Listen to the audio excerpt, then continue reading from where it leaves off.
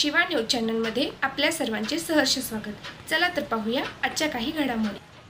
चिकोडी तालुक्यातील उंबराणी गावातील काटेरी झुडपात नुकतेच ठेवण्यात आलेल्या एका नवजात बाळाला स्थानिकांनी वाचवले आणि बेळगावमधील महिला आणि बाल विकास विभागाच्या अधिकाऱ्यांच्याकडे सोपविले। बेळगाव येथील जिल्हा बाल संरक्षण युनिटचे संरक्षण अधिकारी सचिन कुमार हिरेमठ यांच्या उपस्थितीत बाळाला पुढील उपचारासाठी शहरातील बिम्स रुग्णालयात दाखल करण्यात आले आणि रुग्णालयातील डॉक्टरांनी सांगितले की बाळाची प्रकृती चांगली आहे। महिला आणि बाल विकास विभागाच्या अधिकाऱ्यांनी एका मुलाला वाचवणारे आणि ते विभागाकडे सोपविणारे गावातील दाम्पत्य मारुती वडगी आणि केंपव्वा वडगी, आशा कार्यकर्ता विद्या वांगी आणि अंगणवाडी कार्यकर्ता रेखा वडगी यांचा सन्मान केला।